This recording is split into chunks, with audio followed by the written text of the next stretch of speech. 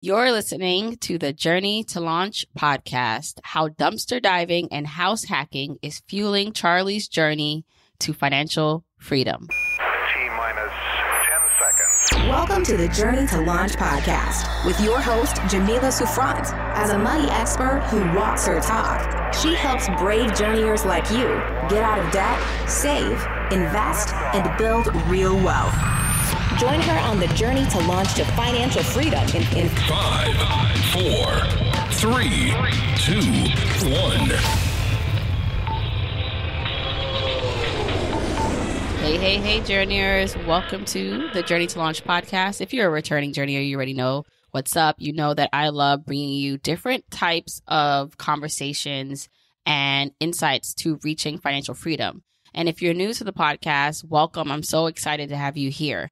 Now, one of the things that has always helped me succeed in life in general, and I see it as a common thread and factor to anyone that I've interviewed on this show, is that they can draw inspiration and tactics and just knowledge from anywhere. And one of the things that I love doing, and this is why I have such a diverse range of guests on this show, is I want to show you all assets, like all the assets and tools that you could possibly use on your journey. Now, it doesn't mean that you have to do everything one person does, or something might be a little bit extreme to you and something you might not think you want to do. But I really urge you to try to listen to episodes, even where the title seems a little like, wait a second, I don't think I can relate to that. Give it a try. That happens often where I have something and someone says, I don't know if I relate to that. And then they listen and I challenge you to not walk away with something. And so this episode actually was really intriguing for me because when I first heard about Charlie, when he first reached out and told me a little bit about what he does, I was so just amazed because, Charlie, so just to give you a little bit more background on Charlie has a passion for environmental conservation, and he actually dumpster dives for a majority of his grocery needs. And I was like, what is this? Because in my head, I had one thought of what dumpster diving was. And when I spoke to Charlie, after really diving deep into his story, I walked away with a whole new, fresh perspective. And so I want you to be open. Basically, if you think that dumpster diving is something you would never do, I really actually want you to listen to Charlie, because even if you don't do that, what he does, I am pretty sure if you just give a listen, you'll find something you can probably apply to your life. So just a little bit more about Charlie before we get into it. Charlie currently lives in Orlando, Florida, where he works a standard 9 to 5 at an environmental consulting firm. But at night, he dumpster dives at local chain grocery stores. And he is a journeyer, and I want you to hear his story. So I'm excited to talk to him and to just share his story with you. Now, before we get into the episode, if you want any of the topics or articles that we talk about, you can go to the episode show notes at journeytolaunch.com/episode 102. That's journeytolaunch.com/episode 102. There you'll be able to find some links that myself or Charlie mentioned throughout the episode. And as always, follow me at Journey to Launch.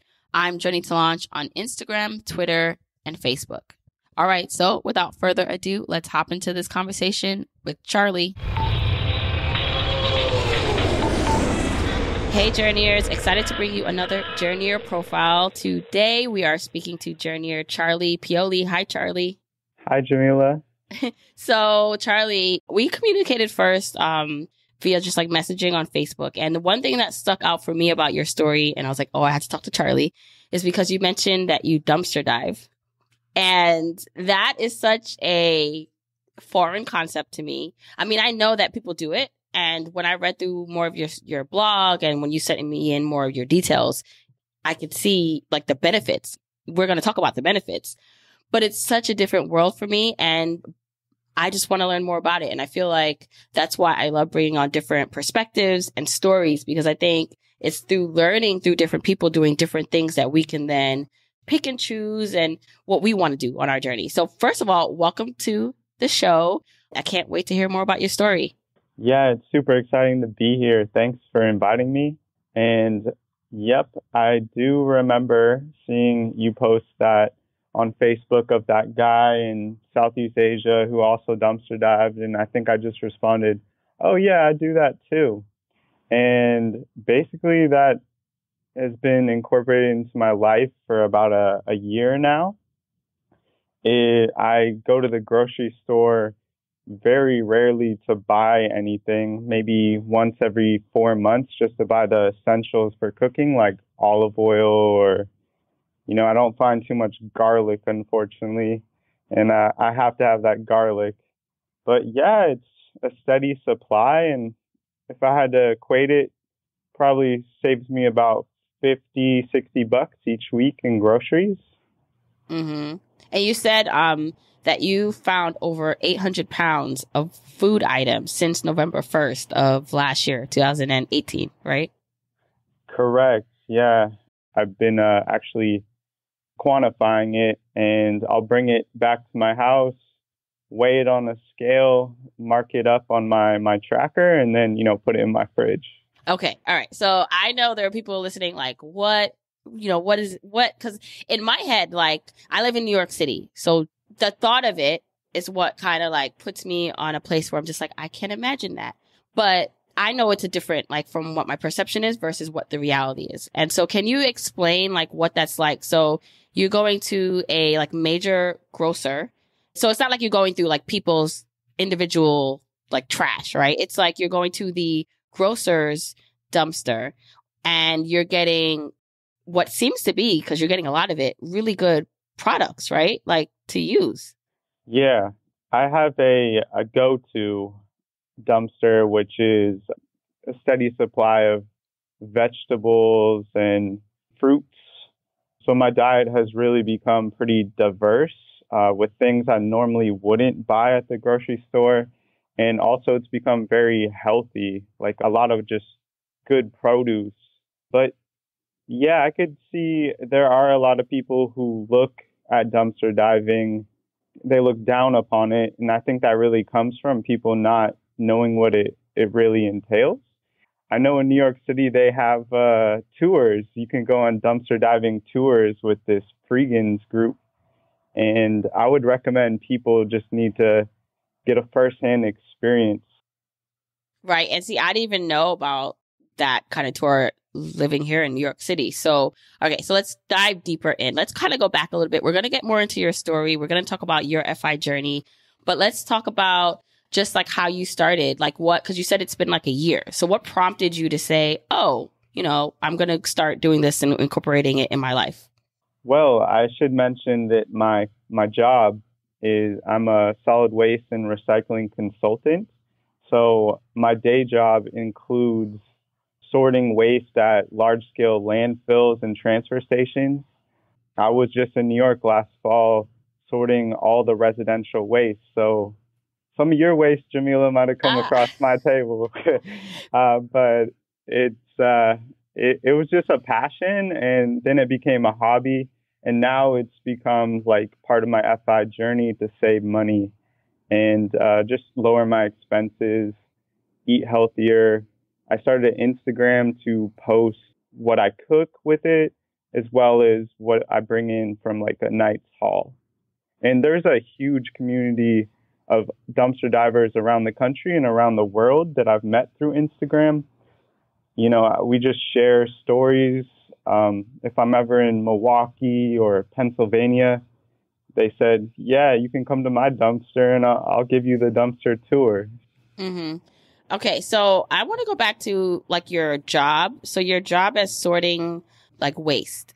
What does that look like? Is that actually like you in the, I don't know what it's called, in the wasteland? Like, what is that called? Yeah, we do academic studies called waste characterization studies. Municipalities want to know what kind of materials are being generated and what's in their waste stream. So we'll sort it into categories and get data points on what materials are in their waste stream, which is valuable to these municipalities when they're thinking of their education programs, or they're thinking, should we ban styrofoam or plastic bags? Like, how much is even in our waste stream? Would it have an effect? Okay, this is also fascinating to me. And I think it's kind of cool that, how long have you been in that job or career? I moved to Orlando for the job specifically about 2 years ago, and I moved from Boston. Okay, so obviously, or I should ask, when seeing that kind of waste, is that what prompted you to say, wow, like there is so much like wastefulness going on that's what kind of started you on this path to dumpster diving and zero waste? Yeah, just wanting to make a larger impact, and I was hyper aware of it, more so than your average person. And I'm the type of guy who just goes around and, if I see a aluminum can lying on the sidewalk, I'll just pick it up and put it in the nearest recycle bin. I guess I'm weird. Well, and so I'd spoken to Catherine on a previous episode about just sustainable living and zero waste. And we had just brought up the fact that we don't see our waste often. Like we see our garbage, but we take it out when it gets to be too much and then it gets taken away somewhere else. And so we don't see as a people, as a community, what our real waste looks like. Like if that kind of waste, I said maybe if we had to like pile up all our waste in our backyard or in our front of our house so everyone else could see for like a week, like it stayed. And so like it's in your face. It's not something you just like brush away. It would make us come to the realization that, wow, like we probably are wasteful people, and it would change our habits. And so you are in a job where you are seeing like so much waste. And so like for you, that's what happened. Like you see it and you're just like, okay, like this is probably this is ridiculous and there must be a better way to consume. Yeah, I would say there is a huge disconnect between people and their waste. I mean, I know dumpster divers who aren't working in this similar field. Maybe it comes out of necessity or a different reason, but I could say that's how I became motivated to find the local dumpsters and actually peek my head in. And so the food that you're getting, the produce, they're pretty good. Because you're getting this mostly from local, from stores, right? From like the grocers. So why are the grocers throwing away the food if it's so good? Like if it's things that you can eat? Yeah, it varies in quality, but there's just unimaginable good food there that is being thrown away. I think for two reasons. We live in a capitalist society, economy, and they have to manage their inventory, their stock. So if there's a little like inefficiency with their stock, then they get in a huge shipment of water bottles. They have to just move the older water bottles off the shelf.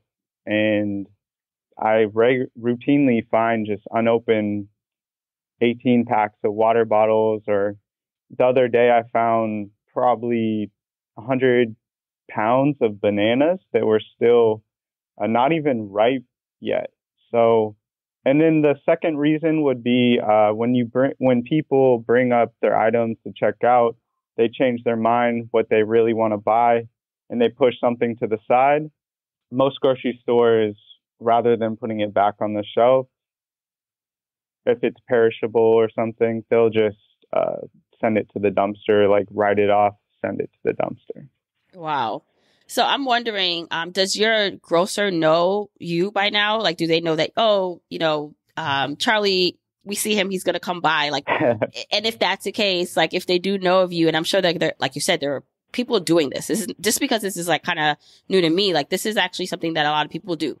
So I would think there'd be like some sort of system, at least maybe, where it's just like, I know people are going to come and want this stuff. So instead of throwing it into the dumpster, maybe we just put it in crates for people to pick up. Like, why hasn't that happened? Or is that happening somewhere? Yeah. Just last weekend, I heard of a guy who receives all of Trader Joe's waste and they put it to the side before they even throw it in the dumpster. And he comes each week to pick it up. And that is actually his nonprofit organization doing that. So, I mean, that is one of my strategies for my FI journey, to save money on my property taxes on my house by declaring a nonprofit organization, but also try to catch it before it even gets to the dumpster stage and, distribute it to homeless shelters and Food Not Bombs, Orlando. That is in my near future. That's wonderful, because as you're talking, I'm like, there's so much like better use for the food before it even gets to the dumpster. There's so many people who are hungry, who don't have food, like who literally do need it, like not just like because they want to save money, but because they don't even have money to feed themselves. And then all this food is going to waste. Okay. So Yeah. another question of just about dumpster diving. And then I want to talk about your bigger FI journey. It's like, what's the most surprising or like best like treasure you found in the dumpster? Yeah, everyone asks me that. I would say one night, I found 50 pounds of good dark chocolate.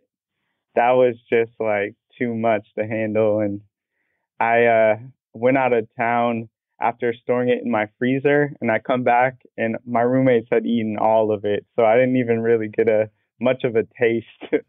And these were all wrapped. It was like wrapped, like completely like. Yeah, all just completely good. I just don't understand, but oh well. Right. Better for like you and everyone else who's able to like use it and need it, right?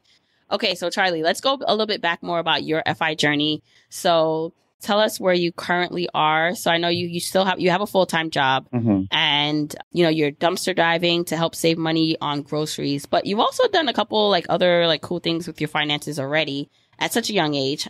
How old are you? We didn't say it yet. Yeah, I'm a 27-year-old, and I was born and raised in Portland, Oregon, where I think my environmental passion grew, and went to college in Boston, Massachusetts, studied economics, and now I'm here in Orlando for this job at an environmental consulting firm. And, as much as I love the subject of waste, it's not a job that I can see myself, working for a long duration. Mm-hmm. And one of the things you're able to do is you bought a house and you're like house hacking. So you're not even paying like rent, or you're not paying anything out of pocket because you're renting out rooms, right? Yeah. And I noticed that you're also a pretty real estate savvy person. So about house hacking. It basically involves buying a house, and in order to cover the mortgage, insurance, and property taxes, you rent out the spare bedrooms. And, at the very least, you're close to breaking even, but you have to factor in that extra rent money that you would be saving each month. So most of the time, you're covering your expense, and, you do that for so many years, and you might be getting off scot-free. You might be done with your mortgage and really generating some passive income. And so with that, how were you able to even like, buy a home at such a young age? And like, what prompted you to like make that decision? Because that's a big step. And house hacking, is even the next level on, being really smart about that decision in your life.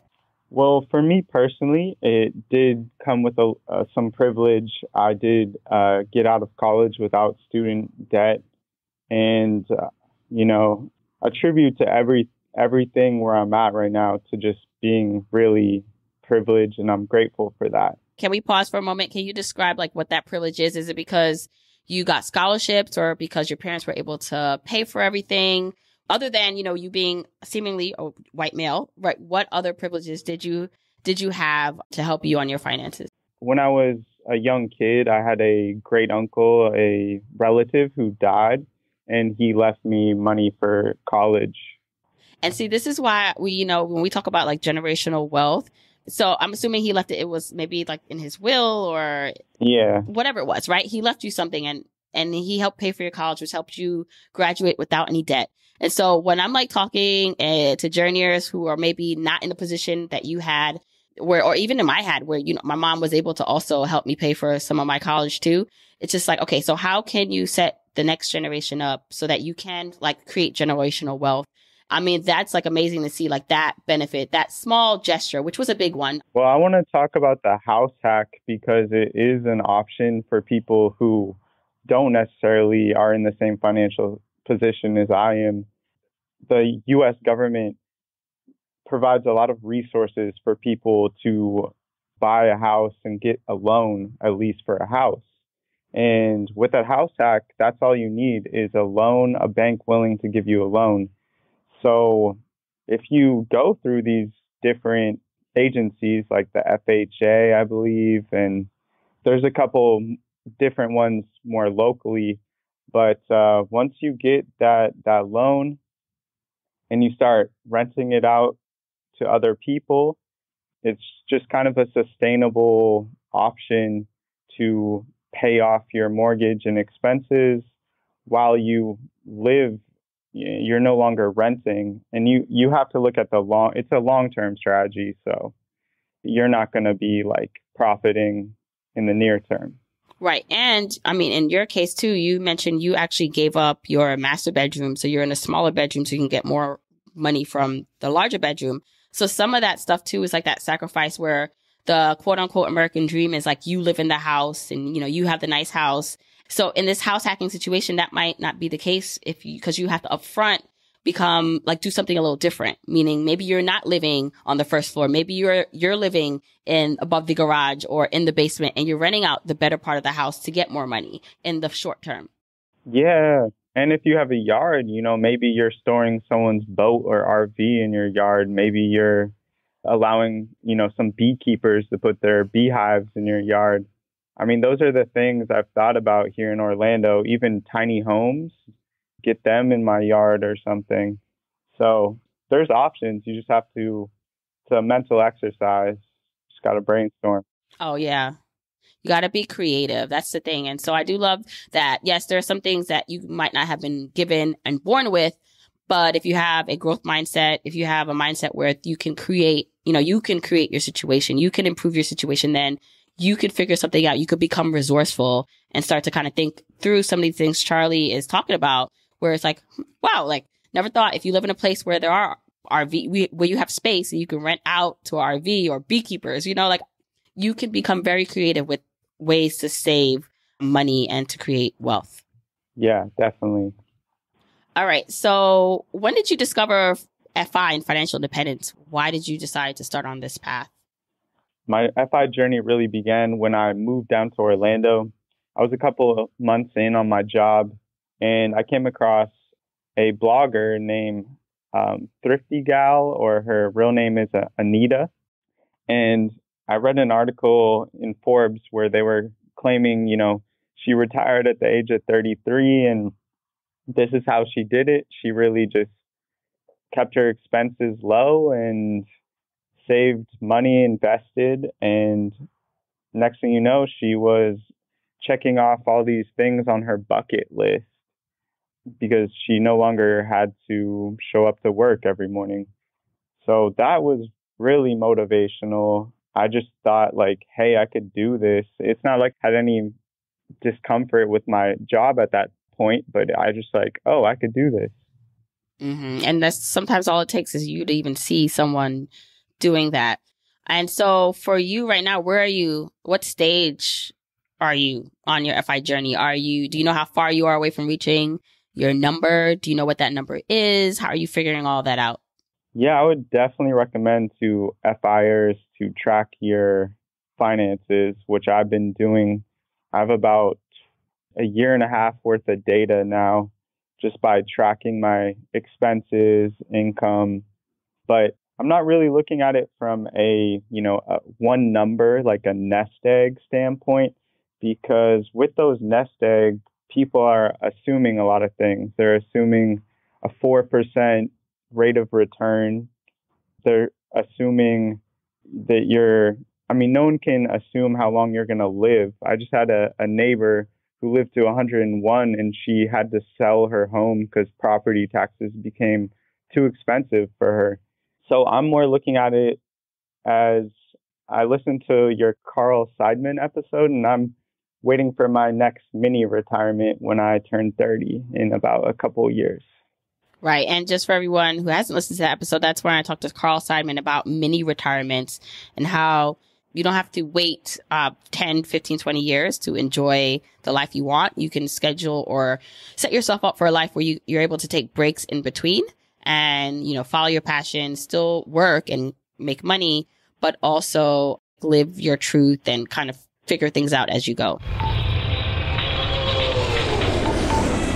Okay, I hope you are enjoying today's episode, but let me just take a quick moment to tell you about today's sponsor, Gusto. You witnessed my journey to uplevel my life, my finances, and now you're actually watching me uplevel my business. I went from being an employee to being self-employed, and the next step is becoming an employer, hiring people to not only help me bring my vision to life, but give them opportunities and outlets to help them support themselves, their families, and their own dreams. And so I'm always looking for tools and ways in which I can effectively run my business. So if you have a business or you know someone who does, you probably know that small business owners wear lots of hats. And some of those hats are totally great, but some, like filing taxes and running payroll, for example, are not so great. That's where Gusto comes in. Gusto makes payroll, taxes, and HR actually easy for small businesses. Fast, simple payroll processing, benefits, and simple management tools all in one place. Gusto automatically pays and files your federal, state, and local taxes, so you don't have to worry about it. Plus, they make it easy to add on health benefits and even 401ks for your team. Hello. So for my Journeyer business owners, now you can get 3 months free when you run your first payroll. Try a demo and see it for yourself at gusto.com/journey. Once again, that's gusto.com/journey for 3 months free. All right, let's get back into this episode. In terms of so your FI number is really just more of, it's kind of probably just like piecemeal. So, but what does it look like for you? So I know you said you didn't want to work necessarily in your full-time job anymore, but what does a life of freedom look like? A life of freedom is probably somewhere like with a passive income, somewhere around 2 to 3K a month. And just minimal expenses. And once I do obtain that freedom, I have a long list of things on my bucket list that I want to do involving travel, like morning yoga, enjoying my coffee in my hammock. And yeah, I just think that a mini retirement is definitely the next step. And when I get back from the mini retirement, maybe my side hustle will be doing quite well, and I can more go to my work on a part-time basis. How are you preparing for your mini retirement? Because I know there are journeyers listening like, yeah, you know what? I want to take a mini retirement. I don't want to wait 10, 15 years. How do I do that in the next couple of years? So what are you doing in terms of your saving and investing to be able to take that jump? Well, 2 or 3 years, it seems like a far ways out right now. So I am trying to save at least 40% of my income each month. I'm looking at more real estate. Right now, Orlando's real estate market is super hot, but I live next to the largest undergraduate university in the nation, UCF, and there's a constant demand of renters. So that's a huge advantage that I think by purchasing another real estate property, I will be able to really boost my passive income and get to that point where I can just walk away. And in my current house, once I walk away, I'll have another bedroom that I can rent out. Right. So all smart kind of like tips. So far, it sounds like you did a lot of things right, which is amazing. Can you talk about some of the mistakes and lessons that you've learned along the way that you can share with others? Yeah, both of my lessons really relate to not being patient. What motivated me to really stop renting and buy a house was I just was in the worst apartment situation I'd been in 10 years of renting. And I viewed this apartment that, let's start with, I got kicked out of my current apartment because my landlady didn't like my cooking. So wait, what was wrong with your cooking? That was even pre-dumpster era, but she just thought it was I was cooking with garlic. Like I said, I like garlic. It can be a little vaporous, and she just thought it was too strong. So she was like, yep, I'm not renewing your lease. Oh, wow. So I was looking for an apartment, and I'm just tired of that whole process. So I took the first place that I viewed. Next thing you know, I move in, there's German cockroaches, which are way worse than those New York cockroaches. And then I pretty much was looking to rent out the other bedroom in the apartment. So it took months before I found another renter to share the rent with me. And in that 4 to 5 months, I was just eating 2 bedrooms worth of income. And it really wasn't sustainable. I just wanted to break the lease, which I ended up doing when I bought my house. And it was a few $1,000 mistake. Mm-hmm. I would recommend to people to be patient and really think things through before, making a decision. Right. And when you bought your home, did you do it through a program where you were like, how did you have the money to buy your home at that point? At that point, I had some savings that was just from a few years of working.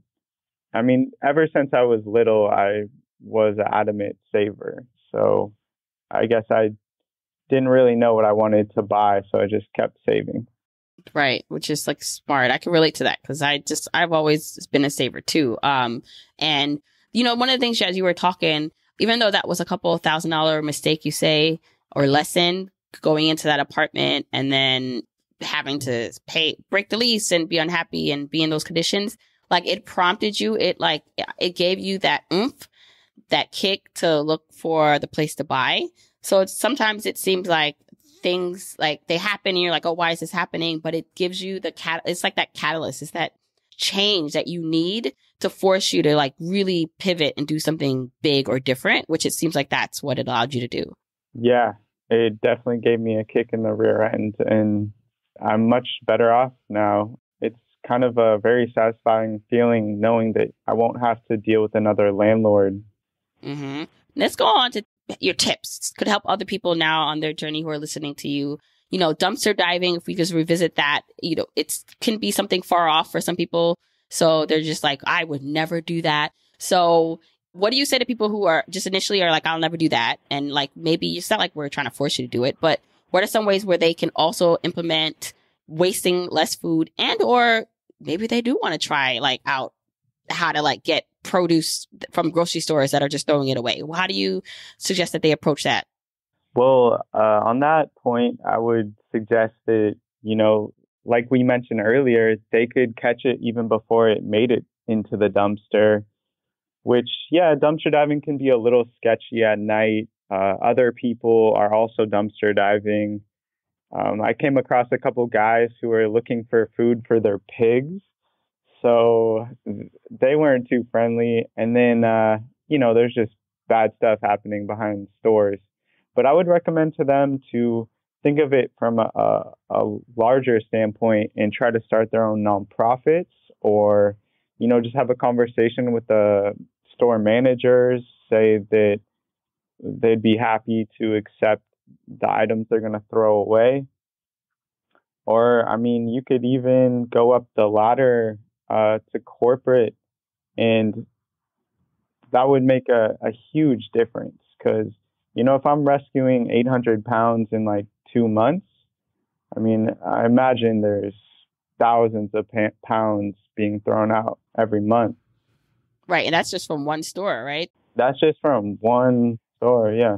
Okay. And, one thing I wanted to mention is that this concept of dumpster diving, I think I heard this explained and I talked through this concept on another episode, even this idea of financial independence and what some people actually go through to reach it, that frugality aspect and that, being, very simple. And so even this concept of dumpster diving is that for some people, like if you come from poverty or maybe you didn't directly, but your generations before you did, then the choice to go, to do the things that probably people who don't have a choice to do. So people who are in poor situations or generations before you that didn't have the money, to choose to do that for some people seems like a step backwards because, the whole goal is to kind of elevate and to do better and to not be in poverty. So I think sometimes the pushback, even for me is, when I interviewed my mom the other day and she on the podcast, and for her,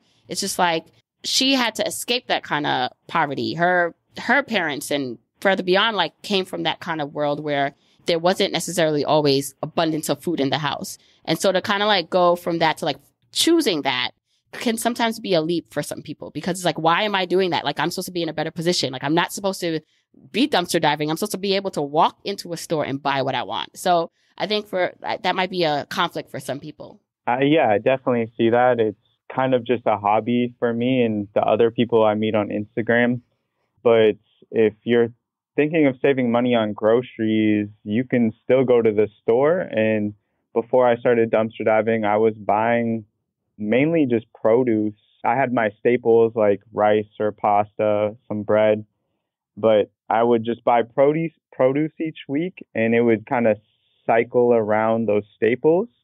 And if you're doing your own cooking, not eating out, you're saving much more than you would be otherwise.